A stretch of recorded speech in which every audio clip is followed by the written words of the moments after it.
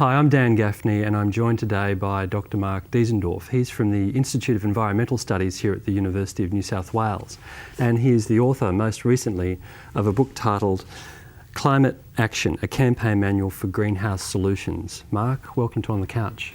Pleasure to be here, Dan. What's the purpose of your book, Mark?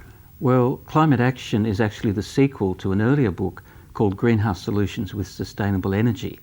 And the earlier book looked at the science and technology behind the response strategies for greenhouse solutions in the energy sector, and then addressed some of the policies that are needed to get the appropriate technologies up and running. It ended by finding that really there was no action taking place. We've got most of the technologies, they're not going to be that expensive, but we're not getting action from government. So the new book is a real transformation for me. It's focusing on the community, on society, and trying to provide resources for citizen action to get government action on climate change. I'm sure your publisher asked you this, but why is this a book of the times? Why is it timely now? Well, it's very timely now because in Australia and most other countries outside of Europe, governments are not actually taking substantial action to reduce greenhouse gas emissions. In some cases they are implementing small token policies, but there's nothing of substance happening which is an adequate response to the situation that science exposes right now. Now, you say in your book, you refer to a group called the Greenhouse Mafia, and you say that the Greenhouse Mafia are essentially opposed to meaningful action in this country and even globally to real purposeful action on climate change. Who are they and why are they opposed to meaningful action on climate? Well, the Greenhouse Mafia are the vested interests in the old technologies of the 19th and 20th centuries.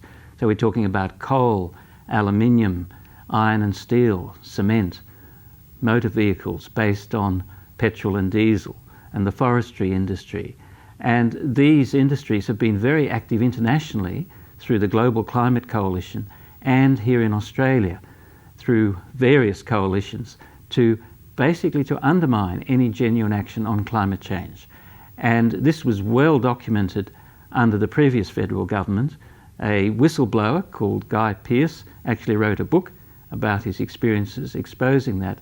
And unfortunately, with the change of government, nothing really has changed. They're the same public servants who have very close links with the greenhouse mafia industries, and as a result we're getting policies from governments which are not really effective in doing anything about greenhouse response. Now, there would be tens of thousands of Australians and millions of people around the world who are indeed gainfully employed in those so-called dirty industries, carbon-intensive industries like oil and coal. How would you expect those people to want to participate in a grassroots campaign, as you've outlined in your book, when it would probably be putting them out of a job? Well, already there are a number of coal miners who are strongly supporting renewable energy, and even the CFMEU, which is the main mining union, has a strong pro-renewable energy policy. I think a lot of the workers in these fields already understand that many new jobs can be created in the new technologies of energy efficiency and renewable energy. And in fact, in many cases they won't be thrown out of work anyway. In many cases the transition will occur so that it's really the children of coal miners who will no longer be coal miners. On the back of your book, there's an interesting statement. I wanted to read it to you to make sure I get it correct. It says that social movements have non-violently overthrown dictatorships, achieved votes for women, and abolished slavery. And this book, you say, will empower citizens to build the climate action movement into an irresistible global force that might just save our planet. Sounds like a manifesto for global revolution, Mark, is it? Non-violent revolution, definitely. And I think, yes, we're at a stage where the science is saying that unless we turn around our whole practices in terms of increasing greenhouse gas emissions within the next 5 years or so globally, we're going to have very serious impacts. So we do need a global movement, and I believe really at this stage the only hope is a movement of citizens, and citizens include professionals, they include business people, trade unionists, faith groups, and of course, environmental and social justice groups. Sounds like you don't really trust the democratic process, Mark. We've got a government elected in Canberra only 2 years ago by an overwhelming number of Australians.